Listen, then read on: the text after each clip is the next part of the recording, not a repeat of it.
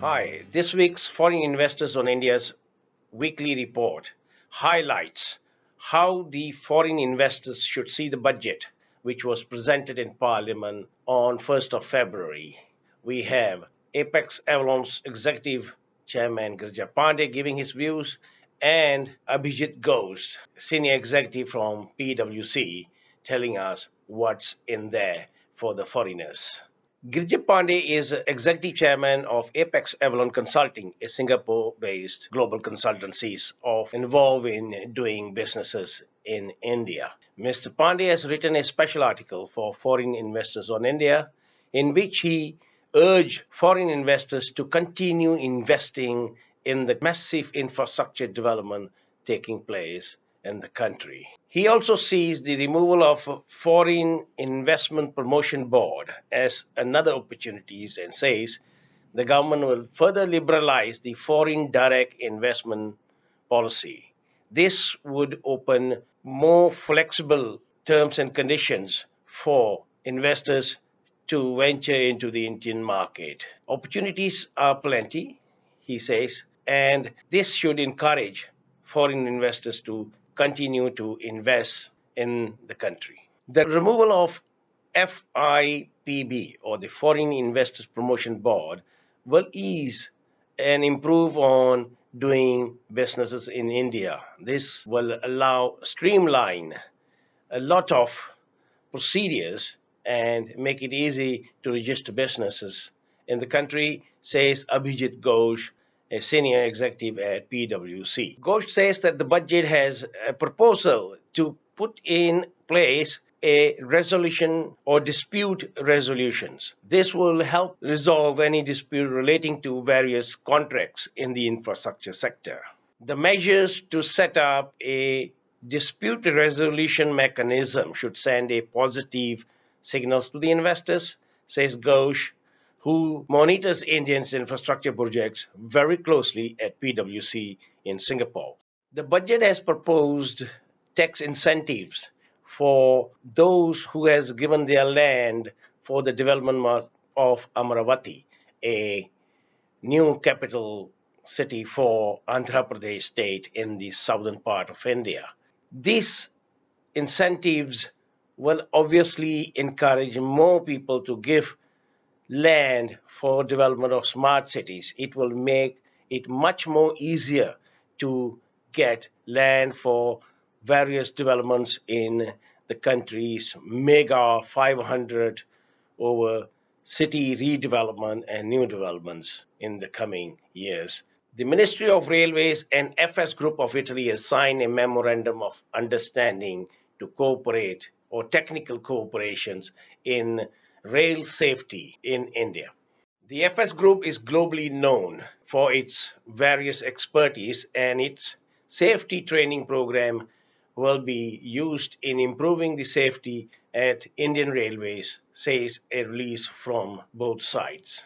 India has also signed a $201.50 million financing agreement with the World Bank for technical educations and enhancing the education quality. The agreement will help improve the various standards in technical institutes across India. Called the Third Technical Education Quality Improvement Program, it will help improve teaching of engineering subjects at various technical institutes in the country. SingX is a Singapore-based money transfer or money transaction platform launched by a non-resident Indian. Founder Atul Garg explains how the money transfer would take place at a fraction of a cost of normal banking transactions. SingX is currently transactioning money to India. It will soon expand to cover Malaysia and other Southeast Asian market and then go global. We have Mr. Garg in the next clip explaining the process, how SingX works. So I have spent over 25 years in banking and payments, first with Bank of America and then with American Express. I'm now a resident of Singapore, been here for about 15 years. But before this, we've lived in Hong Kong, in Indonesia, and in India. In India is where I originally began my career. Uh, so that's my background. I have worked across Asia, virtually in every market in Asia, and grown market share for American Express in developed markets like Korea and developing markets like Indonesia, India, and a number of others, Vietnam, Cambodia, etc. So we set up this fintech company, a group of bankers, about 2 years back, and we are focused on the global payments industry, and we'll share a presentation with you. What inspired me to set up this company? I guess it's exciting to create transformation in an industry I have worked with all my life. And because I understand exchange rates and stuff like that, and if you're walking through London airport, if you convert euro to pound sterling, which are base currencies there, at the airport you pay 15%. And I've traveled a lot. I have never been able to change money at the airport, even if I'm changing $100, because I just know the exchange rates and I feel it's very unfair, the amount of money people charge. Or if you use a credit card overseas, and all of us know you pay 3% on a credit card. Actually, the transaction cost is something like 5-6% if you use your Singapore dollar card to buy a carpet, let's say in India or Malaysia. And that's what inspired me, saying that there is, this whole space potentially can be disrupted because the middleman is just taking too much away in cross-border payments. So our vision is to create the Airbnb of global payments by launching Singapore's first P2P foreign exchange. In simple terms, what does Airbnb do? Airbnb connects one of us who's traveling, let's say, to Europe, and somebody who has a spare third bedroom in their house. What they're doing is doing a person-to-person connection and expanding the hotel industry, if you will. Similarly, if you look at if you look at Uber, they are connecting one of us who wants to take a taxi back after this conference with somebody who has a private car and has time on their hands. So they're expanding the taxi industry. So similarly, we are bringing that same technology into financial services. So when we talk about global payments, just to define the space, global payments looks at current accounts, savings accounts, credit cards, domestic payments, global payments. And interestingly, if you look at total global banking revenues, 40% of these revenues come from global payments. Banks across the world make $100, $40 come from global payments. We're not focusing on the whole space, we are focusing on just one sub-segment, which is cross-border payments. So that's international payments, that's what we're looking at. When we look at that space based on a BCG study is $30 trillion. It's massive. And we estimate that the revenues in that space are $300 billion. So it's a large enough space. We believe, reinforced by a study done by McKinsey, that the global payments space will change quite dramatically. In fact, McKinsey believes that the space will be unrecognizable by 2020, which is just a few years down the line. And the changes will take place because of a variety of reasons. One, because of fintech companies like ours bringing in technology platforms. Two, because the consumer demographic is changing, the consumer expectation is changing more to digital versus brick and mortar. I think the trade flows are changing, right?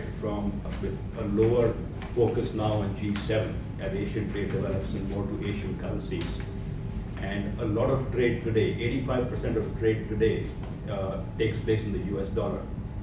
And if you look at an example, for example, if somebody from India is remitting money to somebody in China on a trade transaction or even on a personal basis, they have to go through the US dollar. So the Indian rupee is converted to the US dollar, it goes across a pipe in US dollars, it drops down in somebody's account, US dollar converted to renminbi. There are two levels of foreign exchange which are working there. So what we intend to do is to create pools of currency in India and China and promote more trade in their local currencies rather than going through US dollars. This 30 trillion space has four segments, as you can see outlined in the graph here. The largest segment is corporate payments, which is about $20 trillion.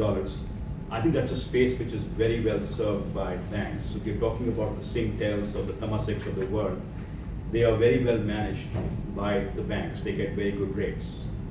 But we believe the other three segments, namely the SME payments, retail remittances, and Garg payments are underserved. And those are the three segments that we want to address. So those are in total about $10 trillion, 30 minus 20, $10 trillion.